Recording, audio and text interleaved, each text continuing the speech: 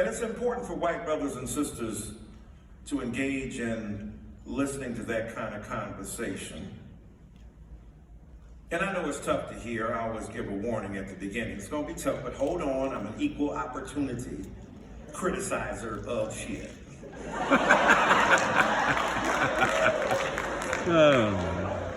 But I believe in the baseball theory. It might get rained out, so I got to start with white supremacy first in case the game gets called. Then I can get to Obama and all the other stuff that have been messed up, has been messed up as a result. But I begin here because when we think about equity and justice, within our political arena, so many people were resistant to the notion that this highly intelligent, well-trained man, maybe even a stable genius, for real stable genius, right? Gone to Harvard, did it the way people said, hey, we need y'all to be smart and intelligent. So he went to Columbia and Harvard, married a woman that went to Princeton and Harvard, Ivy League all up in the house. People still get mad at you. First they're mad if you're too dumb, then they really get mad if you're too smart. Right? When they can't out-talk you, I know something about that. I get mail every day from white people calling me nigger and cussing me out. I'm just to the point out, just call me Dr. Nigger. I'm just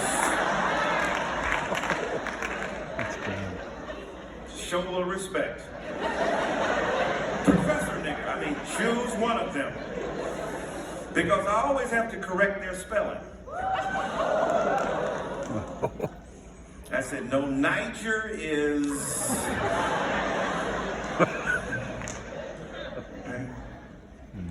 Now, if you're white in here and you're thinking, why is it that this is the reason and the predicate, and you feel a little bit nervous, that's the point.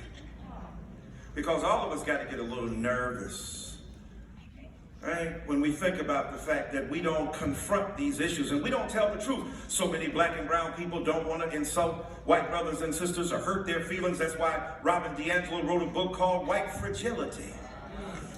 Because white brothers and sisters get a little nervous or get upset. Not the ones in here. I'm just talking about other white people. You all are certified. And get your stamp on the way out. It'll last you 1 year. You can come to the picnic and the cookout. I'm just playing, y'all. Don't be bad. I'm just having fun. But the point is that we don't tell the truth to each other. So many white brothers and sisters, and what it means to be white in America is not often to have to hear the truth that other people feel about what's going on in dominant culture. Ears are held. No, I don't want to know. But if we're really going to talk about equity and justice, we got to talk about the beginning spot of whiteness in America. And look, I know many white brothers and sisters say, look, man, I mean, white privilege? What privilege? I was born poor, worked my way up to the middle class, I'm working hard. God bless you. But white privilege ain't really got nothing to do with none of that. Right? The greatest white privilege could be to meet a policeman and live to tell about it. And you don't have to be any particular color to do that. And you don't have to be any particular class to be rich.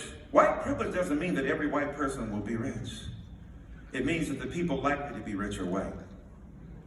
Under Jim Crow, it didn't mean that every white person would go to Harvard. It meant that all the white people going to Harvard would mostly be white. Right? So when we talk about white privilege, we're not trying to demonize white brothers and sisters.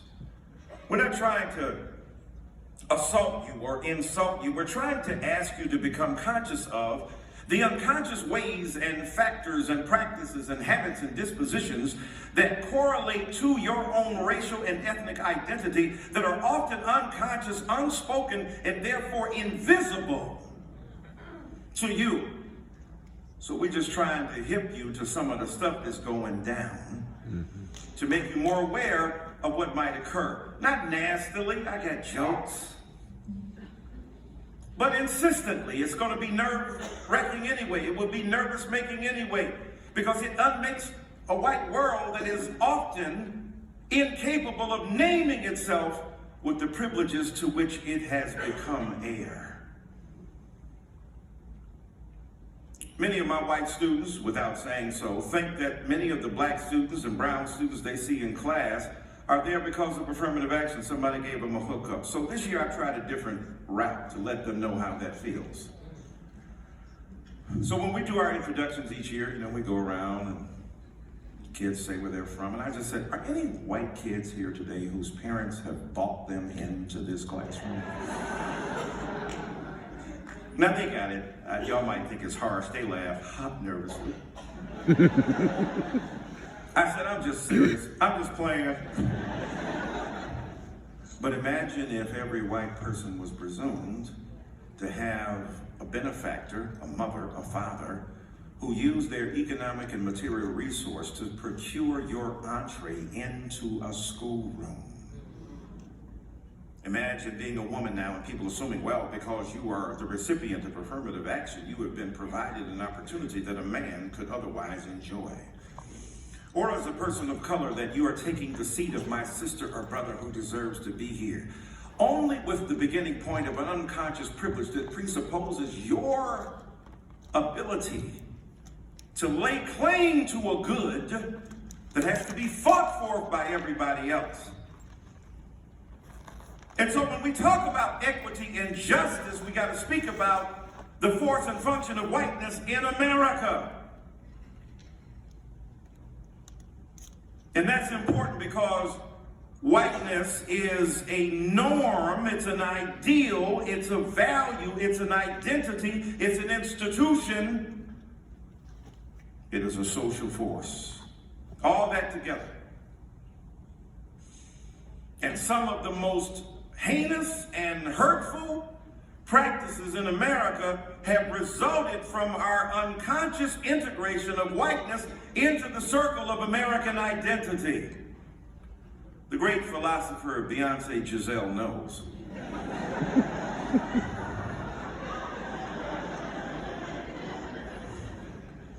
Made a statement that I think is worthy of repeating. No, not all my single ladies. No,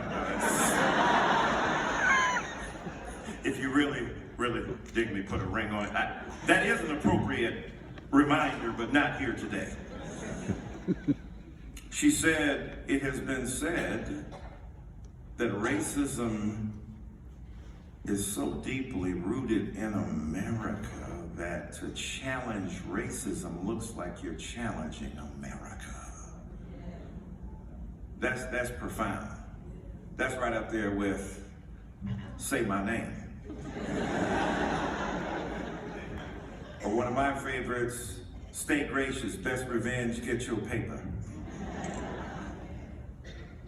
And so what Ms. Knowles is hinting at here is that there has been a collusion and a convergence between whiteness and American identity, so that what it means to be American, often unconsciously, is what we mean by being white. And when we say, why don't you behave like an American, we're really saying, why don't you act like a white American has historically acted.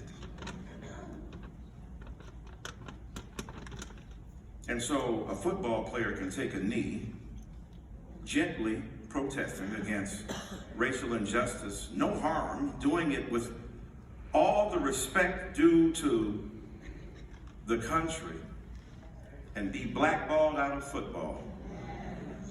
And the man who led the charge can be trying to direct the band and fidget as he ignores the very anthem that he claimed to be sacred.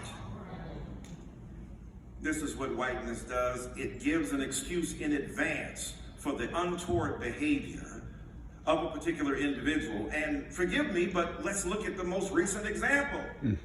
So that politicians who are upset, or evangelicals, like white evangelicals, who were upset with the man who had the job before this man, upset with everything he did. You're not Christian enough. You're not good enough. You're don't behave correctly, and yet along comes this man.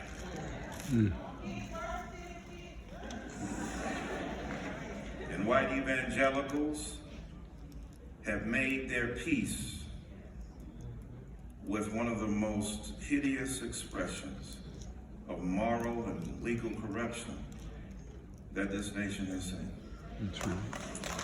And in that sense,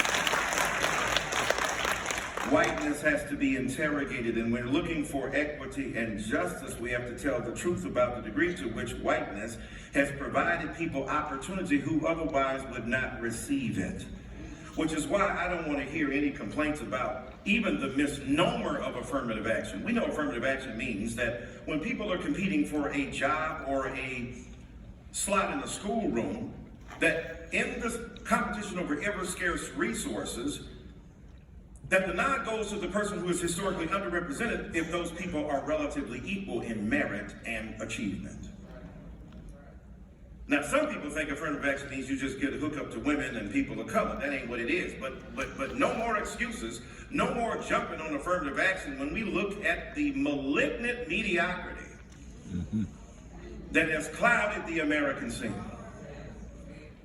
And so, my friends, if we're going to talk about equity and justice, we've got to talk about evening the playing field, not to give a particular outcome as a guarantee, but to guarantee an access that has been historically denied to people of color, to women, to gay, lesbian, transgender, bisexual folk, and to other minorities. And when we do that, we begin to see that whiteness has to be dismantled. I don't want white folk to think I'm challenging white people. Whiteness, James Baldwin said, is a political fiction.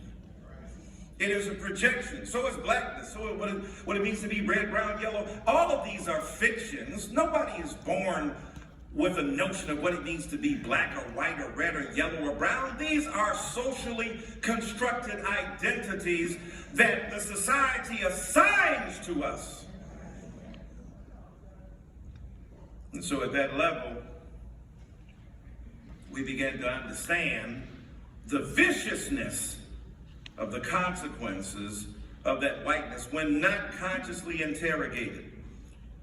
And often to be white is have the world cater to you, fit into your paradigm, your mold, your understanding, which is why so many people call the police on black and brown people for having lemonade on the corner. That's not right, because they are deputized because of their whiteness. Used to be the same thing in Jim Crow, except you would have to move to the side as a black person, had your hat in hand to defer and genuflect before the manifest superiority of white brothers and sisters. That has happened in your lifetime. That ain't 100 years ago. And so that's why when folk come, I say, yes, we have to tell the truth, but in love and in sincerity. This is not a Frank Sinatra concert, this is Luther Vandross. But I love Frank Sinatra, don't get it wrong. The chairman of the board, don't disrespect him. Fly me to the moon and let me play among the stars. Love Mr. Sinatra. But this is a Luther Vandross moment. Don't you remember? Y'all don't remember Luther, do y'all? I told you I loved you, baby. This got an aesthetic and a vibe from a deep gut bucket soul tradition. And so whiteness is a problem not simply for the dominant culture of African American and Latinx and Hmong and Asian and Pacific Rim. It is also a problem for white brothers and sisters themselves, because they have to bear the burden of an obnoxious, supercilious, superficial idea that has been challenged long ago, of bearing the falseness of superiority. And if we can thank God for anything in this particular moment, the demythologization of white superiority is at a high. In other words, it is manifestly a lie. And if we can look at Washington, D.C. and celebrate anything, he done got rid of every notion of white superiority.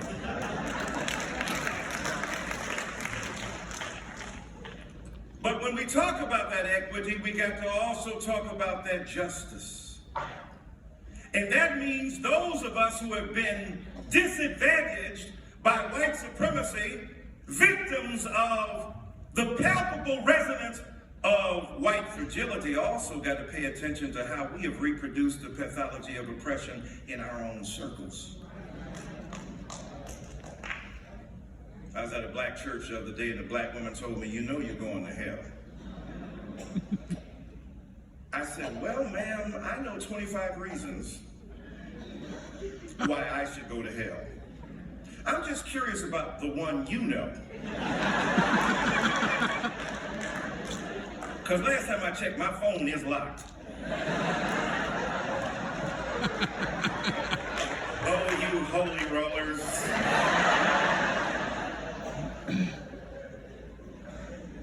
She said, and I said, "Did Jesus tell you already?" I talked to Jesus this morning, ain't even told me I was going to hell. I wouldn't even came to deliver the sermon. She said, "You know why you're going to hell?" I said, "For real, I kind of don't." She said, "Because you preached this morning that God made gay people." I said, "Oh my God, and you think I'm going to hell?" "Because you must be a polytheist. You believe there's a God for gay people and one for straight people?" I said, "Either God made everybody or God ain't made nobody." Right? And what's interesting, it ain't like God had an off day. You were made when God had a day off. Now, sometimes you look at your kids and you be wondering.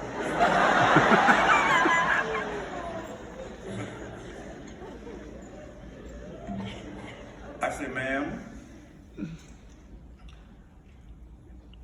I said, "this seems to me to be antithetical to the gospel of love we preach." And I said, she said, "Well, they chose to be gay. I didn't choose to be black." I said, "I got news for you. Some people have opted out of the plan of blackness."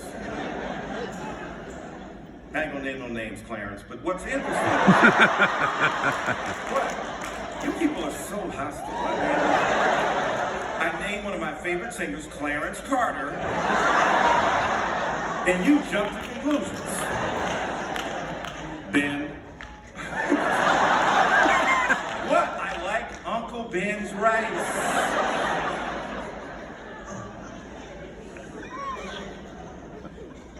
I said, "Ma'am, if it's a choice, let's follow it to its logical conclusions. Let's proffer an empirical verification of a hypothesis." Yes, I did say that on Sunday morning, as opposed to cussing her out. I said, let's proffer an empirical verification of this hypothesis. If you have to choose to be gay, that means you got to choose to be straight. It don't make no sense otherwise. I said, "So what happened at 13? You went to your mama?" "Look, I've been looking at the options. And I'm choosing to be straight. Because that other choice is a pain in the ass." "Oh, and I'm the problem? Oh, really?"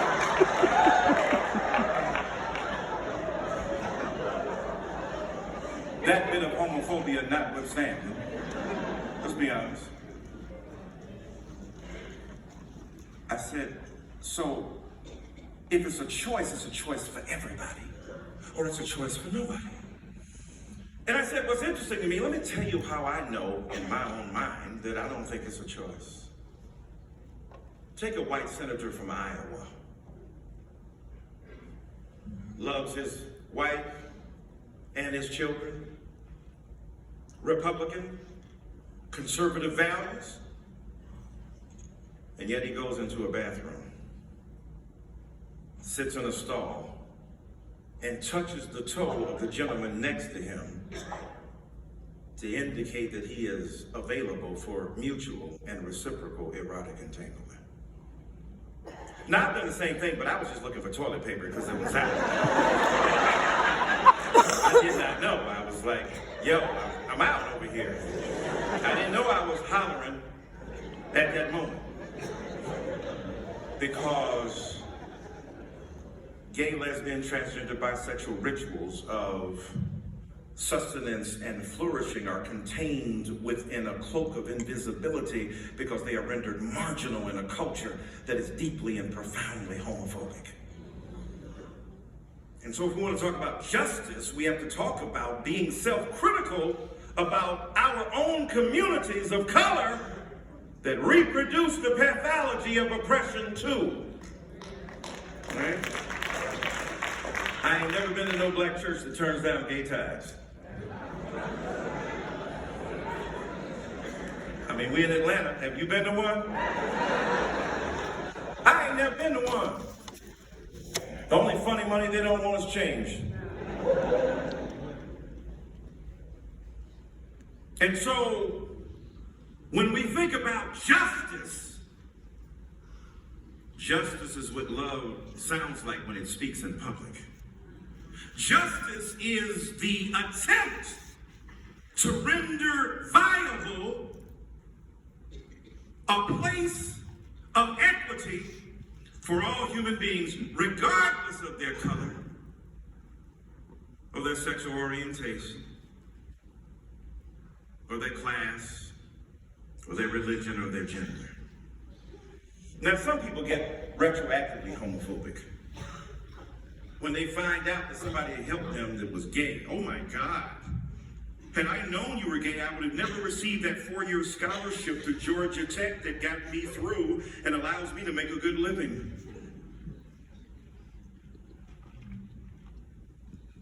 And then it's hard to tell the difference between folk who are using the Bible to justify and legitimate their particular perspective in the same way that white supremacists use the Bible to justify their hatred of black people.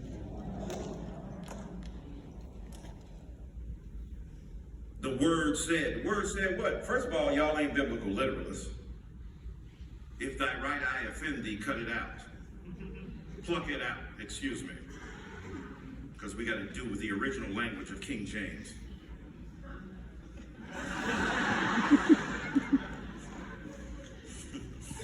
That's what the literalists tell you. You got to go back to original language, boy. To King James. Sir, that was a translation of a translation of a transliteration about, I don't know, 6, 7, 1,000 years afterward, but it was counting. The Bible was written 80 years after Jesus was dead. You can't remember what happened last week. And so, my brothers and sisters, if we're going to talk about justice along with equity, we've got to talk about the degree to which we are willing to be complicit in the very forms of oppression that should be resisted because we have been victims of oppression ourselves. Same thing holds for our prejudice against poor people.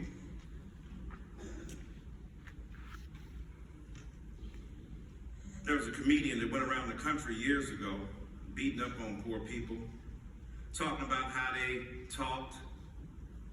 He said they don't even know how to speak correctly. They speak Ebonics. I won, yeah, I was, is, you know.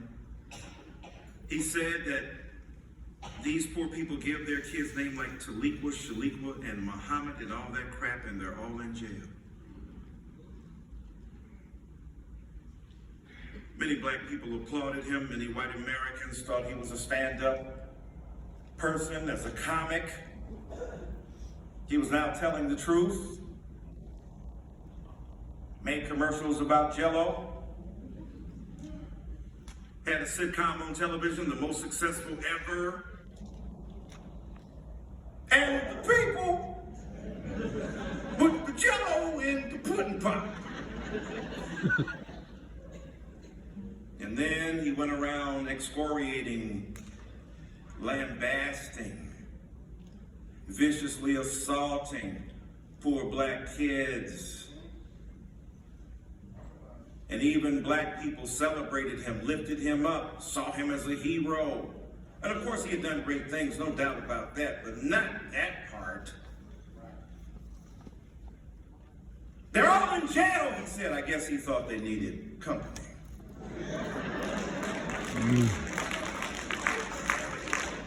But the problem is, he was drugging us long before he was accused of drugging those women. This drug of anti-poor people's identity and ideology, the belief that poor people were somehow subservient to and inferior to others, that they were morally deprived in a way that richer people weren't or middle-class people weren't, and to excoriate them and to revile them. And so a lot of people jump on poor people because it's easy to do. They have no, if you look at Proverbs, they ain't got no friend. Rich people got friends, poor people don't. That wasn't fair to put a half a billionaire up against poor people who could never respond to him, who could never go on television. So many black people told me, well, that's like your uncle talking stuff. Your uncle ain't got access to CNN. Your uncle in the barbershop talking shit. That's an acronym, by the way. I'm not cursing. Let me see very quickly. Supremely hideous intellectual trickery. Treachery. That's what SHIT means. It's said in the Bible, shit 'em and jump. So I'm just quoting. And so, if we're talking about justice, we got to talk about justice for poor people in America whose backs are against the wall, who are deeply and profoundly uninsured, who don't have access to education at the same level that others do, live in poor communities. This is the especially vicious effect of what they call concentrated poverty. Even poor white brothers and sisters live in areas where they are able to see an upward mobility and a rise and an elevator and an escalator from their condition. But black and brown people live in what they call concentrated poverty, live in a poor home, live in a poor community, live where schools are poor as well. And as a result of that, they are deprived of ready resources to get them out of their condition. So justice in that sense is about bringing real appreciation for the economic inequality that people endure and finding ways to address it. But not only that, we have to have justice for young people as well. And you know, it's easy to beat up on young people, to forget you were young once yourself. And I study youth culture in part as a ridiculously old man trying to keep up with hip hop. It's pretty desperate and sad. Going around spitting rap lyrics. Your kid's like, yeah, okay, thanks. Now, I must admit to you, I'm a huge fan of pop culture and music and stuff, but I can't, this mumble rap, what the hell? I have no idea. What? I standing, you know, the hip hop you could understand, standing by the speaker, suddenly I had a fever. Was it me or either Summer Madness? Because I just can't stand around, so I get closer, and the closer I get, the better it sounds. My mind starts to activate. Rhymes collaborate. Because when I heard the beat, I just had to make something from the top of my head. So I fell into the groove of the wax and I said, how can I move the crowd? First of all, ain't no mistakes allowed. I can understand that. Articulate words, right? Now, every time I walk around, and everything I say,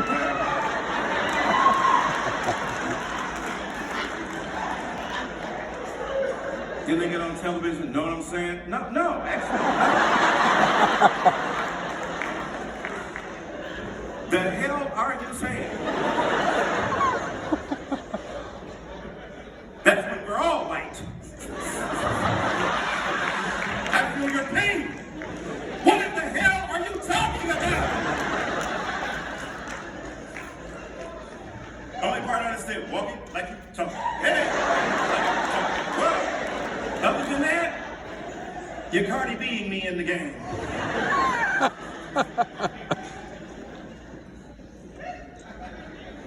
But the thing is, when we speak about justice too, for these young people, back in the days our parents used to take care of us. Look at them now, Biggie said. They're even Freaking scared of us calling the city for help because they can't maintain damn things done change. If I wasn't in the rap game, I'd probably have a key knee deep in the crack game, because the streets is a short stop. Either you slinging crack rock or you got a wicked jump shot.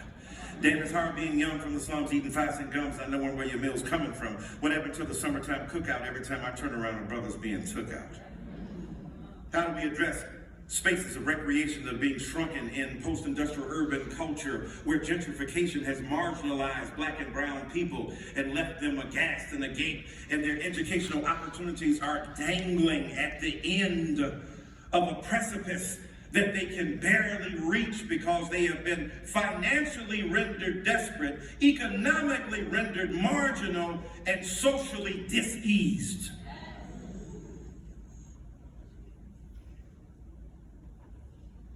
Biggie said, I used to fuss when the landlord dissed us. No heat, wondered why. Birthdays was the worst days. Now we sip champagne with me. Damn right I like the life I live, because I went from it's all good, and if you don't know,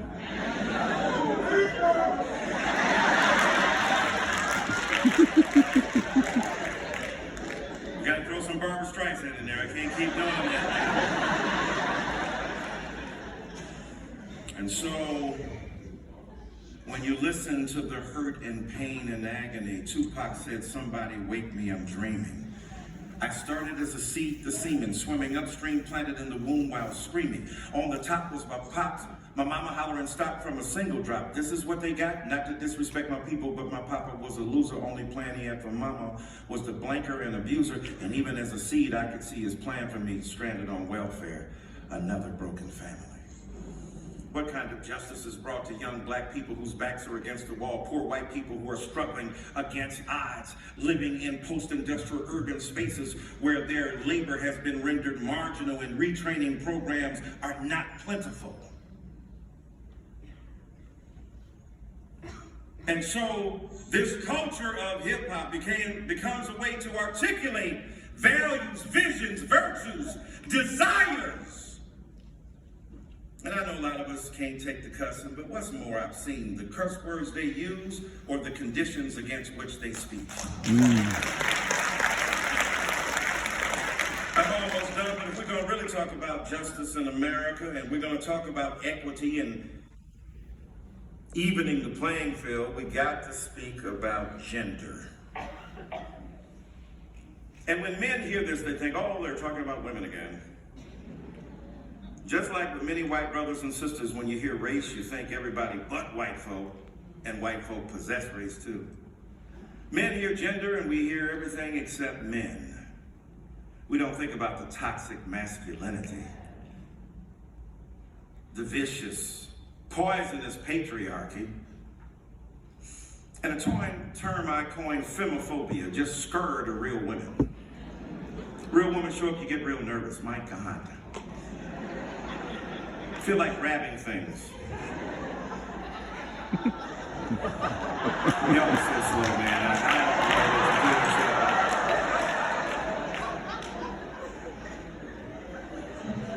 And let me say to my man grabbing things, sir, please keep it classy. What is this about treating women like objects of not only desire, but to be dominated and to be mugged and mauled by your paws? Small they are. I'm not speaking about anybody in particular. Grab. Be a real man. Real men don't have to grab women. Even Biggie said, some say the X makes the sex spectacular. Make me lick you from your neck to your...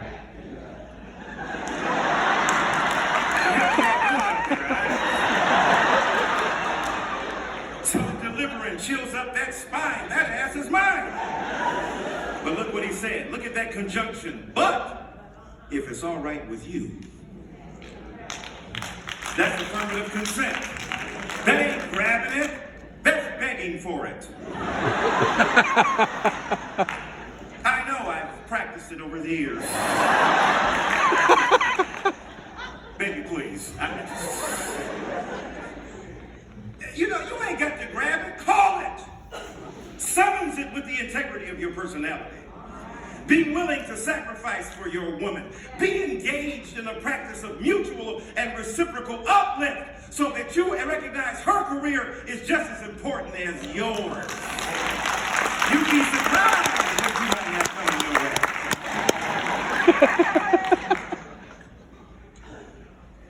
Women are more than half the people in the world. There is vicious assault upon women day after day, subtle and explicit. And when we think about justice in this world, how can we overlook the fact that the women in our lives, whether our mothers, our daughters, our sisters, our companions, deserve the same treatment, the equitable behavior. Women still make 70-75% on the dollar what the men make, doing the same job, often balancing a whole lot more than men balance. Kids, diapers, bottom lines, and appointments.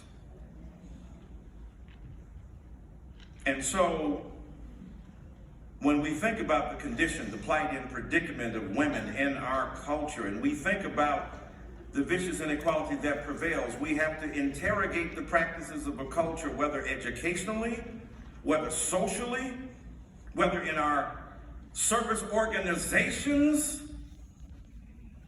to pay attention to how we have to remedy that situation. Now, I promise, and I'm done here, I promise I wasn't going to grow up and be the kind of guy that talks about back in my day. I used to hear those guys when I was growing up, back in my day. But, back in my day. I'm 61 years old. Oh, thank you. No, thank you very much. No, really, I appreciate it. You thought I was 60. Thanks so much. You know, it's not that we weren't as malevolent in our intent and vicious in our consequence. Even when father knew best, women were still being mistreated, demonized within the patriarchal household. Domesticity was still poisoned by patriarchal perspectives. That's why men had to dream up animals and cars talking before they would let a woman or a black person be equal on television. Ain't that interesting? Right? Donna Reed and Doris Day, they could get some love, but you know, it was the men, the white men. Nat King Cole couldn't even stay on TV for a year. Mr. Ed had a show for years. Lassie had a show for decades. This is why black people are not big on animal rights.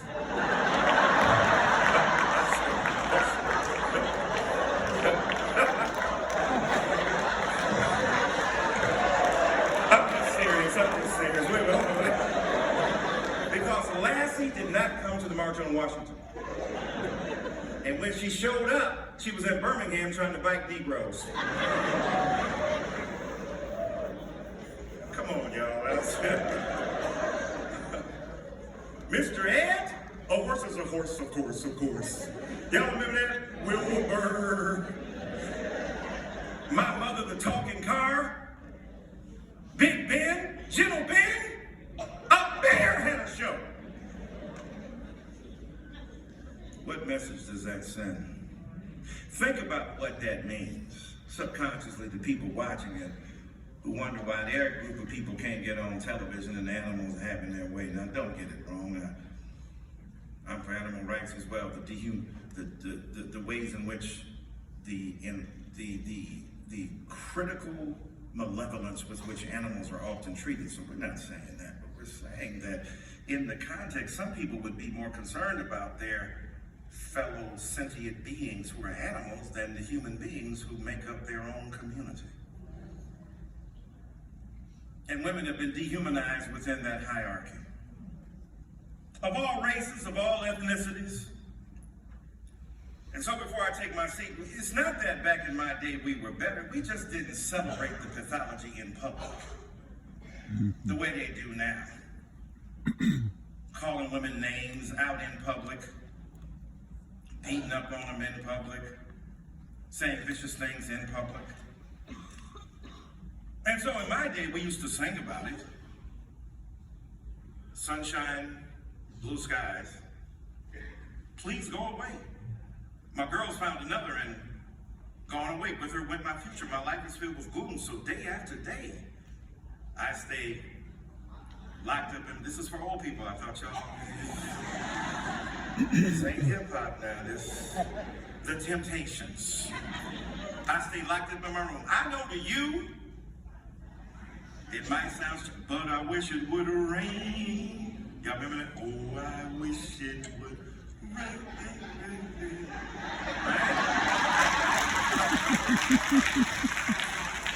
And then we didn't mind being vulnerable to women at a certain level in our music, at least, because the girl would make us crazy. Have you seen her? Tell me. I'm almost done. Give me 2 more minutes. Have you seen her? Why, oh, why did she have to leave, Ann? Oh, I've been used. You understood every word they were saying? Wasn't no mumble rap. Except for James Brown. What the hell was James Brown saying? I have no idea. Hey! Mother popcorn for you, huh?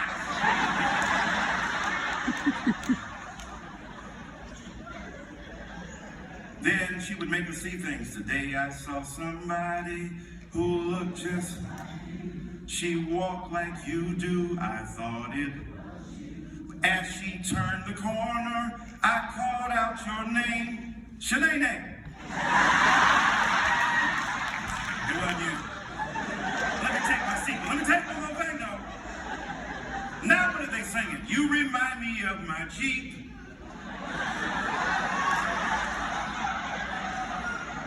A young man saying, you gonna think I invented sex? Not really. I think Barry White might have done something with that years ago. Y'all remember him? Playing your game, baby. You remember? I think Marvin Gaye had something to do with that. Marvin said, I don't see nothing wrong with you. Giving yourself to me can never be wrong if the Spirit moves you. Did he bring the Holy Ghost up into the room? And then I think Teddy Pendergrass had something to do with that. He started off like Obama, real smooth, closed the door. Then he ended up like Al Sharpton, shut him off! But if we're going to be equitable and just, and I bid you would do with this, then we have to support strong women. Right? Do you think Harriet Tubman wasn't a strong woman? What do you think she said? Excuse me. There's a thing called the Underground Railroad. Want you guys to get along. It's really great. That ain't what she said. Be at 98:30 and don't be late. And then they showed up and they said, Miss Tubman, we was gonna go, but we done changed our minds, but we's not gonna tell nobody. She said, I know you won't. She had a Bible in one hand. Y'all know what that pistol was. Don't call it a comeback. I've been here for years. Mama said, like LL Cool J said, that she had to knock some of them out. And when they awakened, they asked, where am I? Well, they probably said, where is I?